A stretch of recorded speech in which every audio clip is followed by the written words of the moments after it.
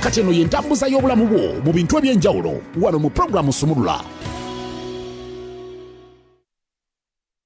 Sumulula akanyumiro ntambuza ya byabulamu yakatwengako Yiino Sumulula ey'okuterefayina ekeera buli Monday paka lubeera lunaku lwa kutaano saa ebere mpaka saa zibiri asatu.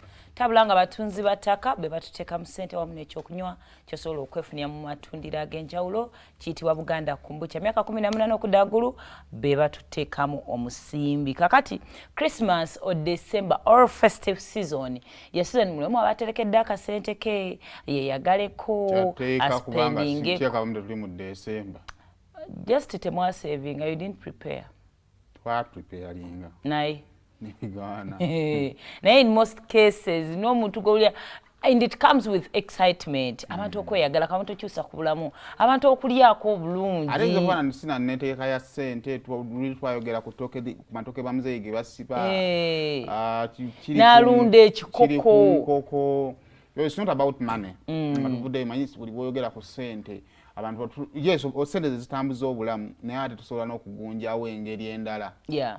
Abantu olabira ddala nga bakola from January naye nga bagamba December tubalaba n'abasama abasinga ne bagamba katuddeko kewa katumitinge ku family. So ajja kwesanga ng'eyo season waliwo a lot of spending.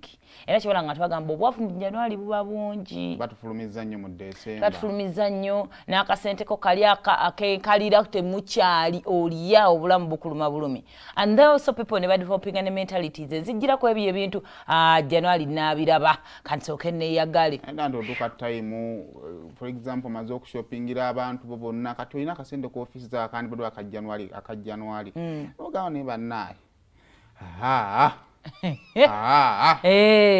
Omanyi waliwo ezo lines ze bagamba when you are about to get spoiled about to spend a lot of money abantu ebyo bakosera nga wa obulamu bwa kiseera owa nze kazikola nze engine owa buli kimu nga no waliwo time ekyamazima bw'olina tokikola nnyo naye waliwo lw'olina nogamba bannaye kakati era mu ngeri y'emu ng'omaze ebyo bino bikola mutayinza okwebuzayo muto akakkanyiza atya ku budget n'asavinga ekasente January ereme munyiga nnyo abye bino ebintu byotokedde okukola kakati waliwo kye tuyita developing a gift giving philosophy otadde tutandika n'abagambye tulina okwewayoko ebirabo fe wano tulina culture wenkolera tugaba n'ebirabo ne tu-exchanginga abantu tebakoma wano mu families zaabwe ne be-exchanginga ebirabo naye ekibuuzo kiri nti nno mu kugaba ekirabo weebajetinze ddala kyekino kyente oyagala kuwa kirabo nti nno mpasayimo kirabo oba oyagala musanyusa to impress that person. Ate ekirabo kigiriro kyekirabo kyakusanyusa. Anti kati waliwo omuntu wengamba sayimo muwadde nze muwadde okuva ku mutima gwange. I'm not pleasing that person. Omanyi ng'abasajja abamu abalina kasente abakwana ngalabira ddala rakitizi nsobola ogivuga era eyinza okunsanyusa naye naga nedda ekyana ekyo nedda kankirageko n'ayiwawo Benz. Yeah. So mulimu ebintu nga obadde osobola omuntu omuwe waliwo agaba mumpi wakoma wakwata. Olina ganze banna. So be honest with yourself ogenda giftinga naye tekigenda kuleka ngo kali abana data mu you know. Gundi yokugaba ebirabo kirina kuba ekyo omutima gwo kwe gisobodde. Exactly. Omutima gwo kisobola ojja kumalirizanga ne woba owadde tojja na kufa kati bino ng'ebyaffe ebyokukyusaganya. Tojja na kufaayo kiki bakuwadde kubanga wawadde ekyo kyosobola. Ensonga lwaki abantu beerangirigana mu contributions zetukola kwe kubeera nga hafi yagenda n'atalya quality yali na kulyanga mpadde. Thank you. Kati singa muwe ekitenkanankana n'ekyo n'anyiiga kubanga naye yamala kukyeva. So why ekyo omutima gwe kyegugamba nti kino kyensobola then okubudgetinga esikyo obulamu bwonna kwe butambulira. Government erina budget, families zirina budget. Gwani abeerawo nga sente ziri ku account katugambe erinako miliyoni 3 nayo sikayo busisi. Twajjira kano aka mobile banking. Okitegeera. Ojjayo oyagala 2 n'ojjayo. Gwe just ojjayo bujja gwe gwani. Ogerokera ku balance nga kaakazi. As a human being, gwe kiri nti no you're going to spend something. Write a budget. Write a budget ogambe nkoma ku December ekikulu ekitufu kino n'obukadde bwange busatu ku account. Sisukka kakadde kamu kitundu. Kyonna kye kiri. Kolanga bataata nga bagitugenda okukola shopping. Gamba list bagikole. Sweetheart, sis, we are now in December. Here is my Xmas budget. Sweetheart n'omubuulira. Ngoye za mitwalo 15. Hizi za mitwalo 10. enviri za $5 yaka half talina mbiri handbag ya $5 others miscellaneous ekibabigwa bigudde emitwalo nango giteka mu mwana w'abaki w'abandi nabadde ndabayita ku TikTok kwa NB if you cannot afford tell me we break up mwana abandi yali asaba yali aweereza terms and conditions do apply. Please let's do. Gwateka nakatono oba tokasobola. Anche ngamba. Ku baruwa kwennyini. Please let's do. Koyongereza. Let us do. Awalo ogamba hana ina yagwe natekanga mwaka kadoma n'abandi ansabyana. Kiswiti kye. Byonna biri wagute bina buzibune kano kanoti kano twawukanirewo. Nade ugamba walwaka wala kednala binga kagamba kali mu high school nga kanyumira nye enyimba za cautions kati azze ne kawandiika ebintu wekagenda of course ticket kweri sente zino yingira ezo zoto ina bargaining purpose ngo ina agenda kwayo kagundi bawe namuwataga nateeka kengoye nateeka ko omuntu eno ino budgeting obulamu obugendo tambula bae kyabikanga ekyo ekitali kirungi oba ngobukopi oba mwanyi tewali kirumanga kubanga olina boyfriend mu supermarket nga alina akapapula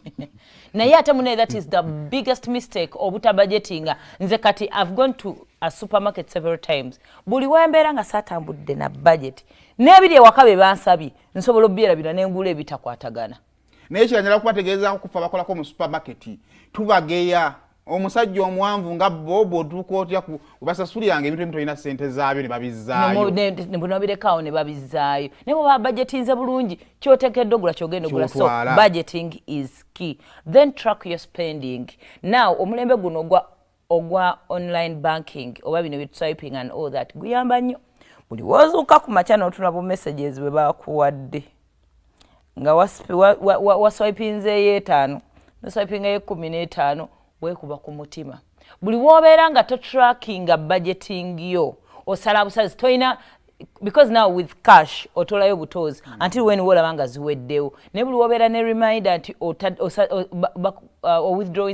withdrawing zino oba ku mobile money ng'ogenda funa message kigenda kubako ekikulimitinga ogenda message zino zitandika okukuluma buli woziyitamu bwoti mwoziyitamu ng'osoma ng'omutima gukwennyamira nongayeeko kakati abantu nadde ngulira bbiya baaki akale naliguze ne lwaki naguze rounds 3 ne card mu bbala anti kati ebyo byonna abantu abamu tebaliko jja because kati we bulamu bwe tugenda people are learning to go digital with everything kati mwe mina bye kimwerabidde yensi egenze neffe tujja mpola yensi yatuuka ninga n'okuba Uganda olaba kati oyo wa card kali that is on a bigger step nene mobile money kyokka buli woogira bali bagamba order with cash ng'owaayo nga basalako ng'owaayo nga basalako ng'owaayo nga basalako sente zigenda nze ndowooza budgeting andika kati ngenda nnyo cupa za bbiya 3 ziwandiike wali ngenda kulyako wandiika wali z'oba otambula nazo ne bw'onaasanga kihafinga kikunyumidde kitya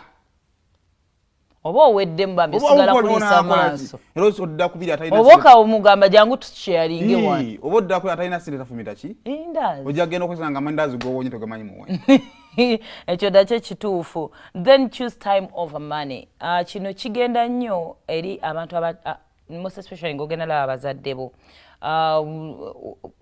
onoga kati abantu ne mu relationships kati explaining bwe nti abasajja abamu bayombesa bakazi baabwe kati onjagala ewaka ki kye sibawa because he knows bill eri cleared sente buli kimu kyemwagala weekiri naye omukyala nasigala nga complaining nti totuwabudde ali kulimba lwa sebatta ddala y'omwana totegeeranga kati sinadutegeera era ogenda kumpamu time onyinyonyole kujja otuule kati then ne ku nsonga z'abazadde I've had like different parents nga complaining nalajani ya kitabani kijangu otulike naye mami njagala nesiina sente nangani agambye neetaaga sente zo lwaki nze njagala sente zo yes omusajja ayinza okuba azaagala mukko naye bye mulowooza nti kasigale e Kampala mbaweereze sente waliwo old saying egamba it's the thoughts that counts endowooza ekirowoozo. So thoughts of spending time with someone osanga kijja katinga costs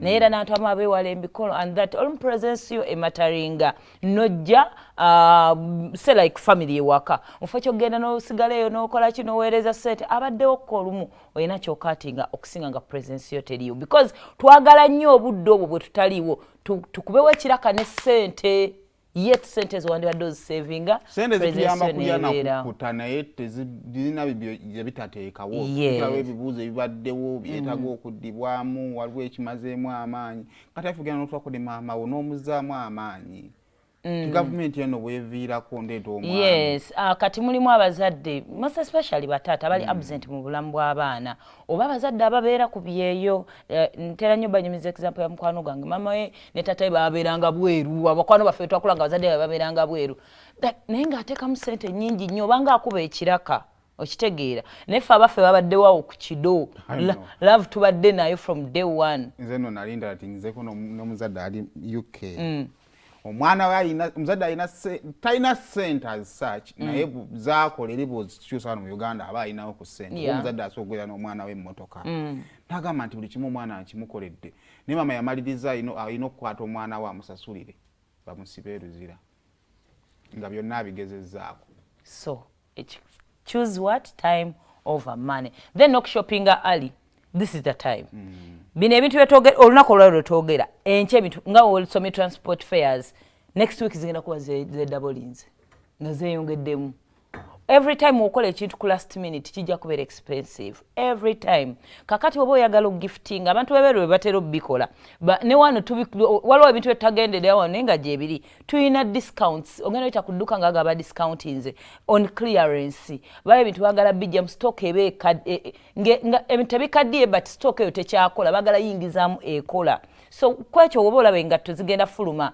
ezibadde eza bulijjo naye nga bagenda yingiza eza Christmas gula kwezo omuntu omuwa ekirabo sukaali w'okupaaka oyo wamma kiro ya sukaali si ya kiro ya sukaali tulina Black Fridays ebintu abantu babibuusa amaaso ebintu babeera babidiscountingidde ddala mu nsi z'ebweru bwe tebatera okukola osangira ddala badduka nga everything is on sale kakubeere online kwe batera okugula ebintu ate ffe batuwanga ebirabo no appreciatinga nolowooza kiguze ssente gwe zolowooza naye nga ye yagula mugundi so the earlier ntera obbajjukizamu abaana nga badda ku ssomero season ebintu gula nga obudde bukyali ekintu kyoyogeddeko kiri ekya time nga tukijjeyo ku bazadde kati bwe twali tukula ng'abavubuka nga tolina ssente naye ng'olina ky'oyagala kati ne bagamba kati bwe twasumiranga Timberland nga yengatta ey'amaanyi kati olinga akugamba Timberland ogigula ya mitwalo yali ya 15 by then naye mbuwookeeramu owino those were the ideas mbuwookeeramu owino n'ogenda basalira endibota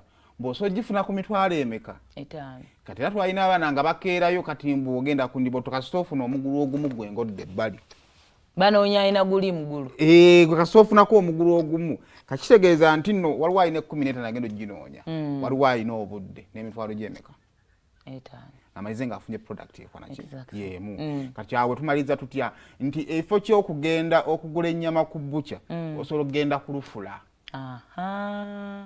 ogesanga omuwendo gujja kwesalikako ekifo ky'okugenda okugula ettooke mu katale emisana osobola oddikeera ekibuye nga batikkula kuba oli jjajjijjawo bali kusanze wali ebbunga katale enkoko nga tezinnajja ku kyalo kyo baziteeka waliwo we bazitikkulira anti zamama nga azirunda bamubuukinga dda ontegeera bulungi jjajja kiraso gyeyo jjajjinguza eyo nange egibuukinze eyo nange nasibako kaka kitegeeza nti time is very important buli bw'oteekamu obudde osobola reducinga ssente bw'otaba na budde ogenda kukozesa ssente nnyingi okay nekiyinza sembayo ng'obudde bugenda abantu abamu bali gifted abantu abasobola okukola crafts some people are bakers ofa ekyokukwata ssente owa omuntu oba omugulira ekirabo bakolere cake bakolere cookies bakolere ebintu abamu bamanyi okukola obugata abamu bakola bu necklaces obusweta like craftiwo artiwo nze ndabyeko abayimbi abagamba nti mufo kyokkuwa okumpa mu kifo ky'okuwa ssente ez'embaga nga mukwano gwo se like Jasmine